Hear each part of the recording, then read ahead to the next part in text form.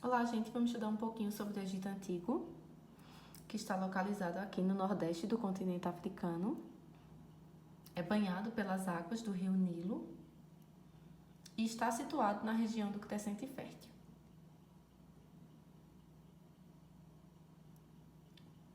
O grego Heródoto de Alicarnasso, ao fazer uma visita ao Egito, disse essa frase aqui, ó: o Egito é uma dádiva do Nilo, ou seja, o Egito é um presente do Nilo.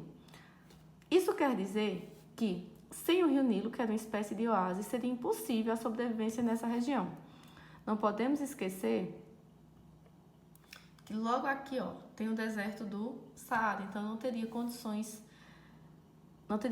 alguma de sobreviver nessa região sem o Nilo. Mas será que só o Nilo permitiu aí que a civilização egípcia florescesse? Será? Nessa imagem vocês podem observar o leito normal do rio Nilo, certo? E aqui quando chovia. Observem que as margens, elas eram inundadas, tá bom? E conforme as águas iam baixando, elas iam deixando um fertilizante natural sobre a terra, que pode ser chamado de humus, de limo, de iodo. E era justamente esse fertilizante que fertilizava as terras, deixando-as propícias para o plantio. O calendário egípcio ele era dividido em 3 estações. De junho a setembro era a estação das cheias, era quando chovia muito. De outubro a janeiro é do período em que eles deveriam plantar, iniciar o plantio, certo? E de fevereiro a maio eles deveriam iniciar a colheita. Lembrando que se a colheita não fosse feita no tempo exato, eles poderiam perder o que foi plantado. No Egito, eles sabiam que as chuvas começavam a observar o céu e analisar o aparecimento da estrela Sírius. Essa estrela, ela era comparada à deusa Ísis. De acordo com os egípcios, essa deusa aqui chorava pela morte de Osíris. Logo, a água das chuvas seria correspondente às lágrimas da deusa Ísis. Observem aqui, ó, a estação das cheias, as margens todas inundadas. E aqui, ó, conforme o rio baixa, já dá para plantar. Podem observar os campos cultivados.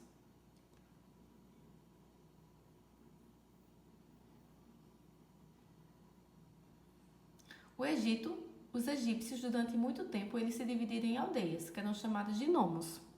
Essas aldeias, elas eram lideradas pelos nomarcas. Só que com o passar do tempo, as aldeias se reuniram e formaram 2 reinos. Aqui vocês podem ver que próximo ao delta foi formado o reino do Baixo Egito. E já aqui, nesse território aqui próximo à Núbia, foi formado o reino do Alto Egito.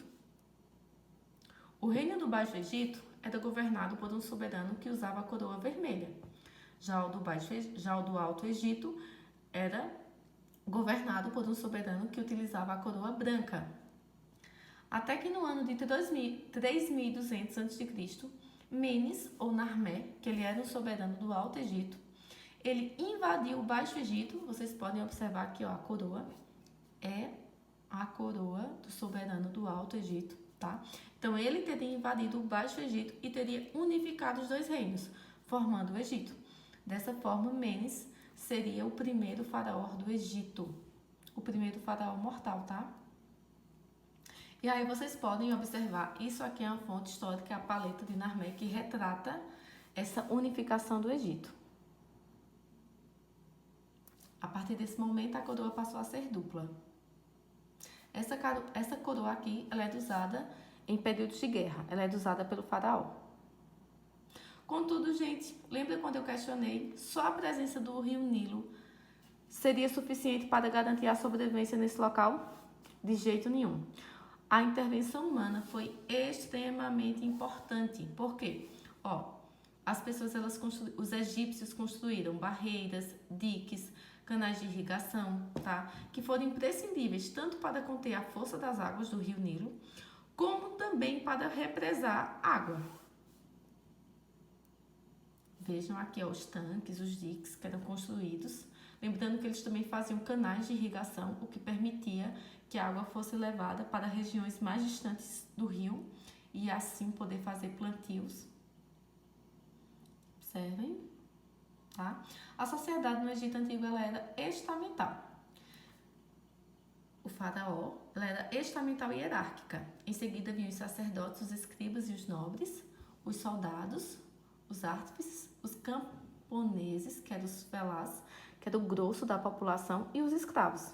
Geralmente pessoas que perdiam alguma guerra para os egípcios, eles eram escravizados, tá? Esses grupos aqui eram os grupos que trabalhavam, que se dedicavam aí ao trabalho nas plantações, o trabalho nas obras públicas.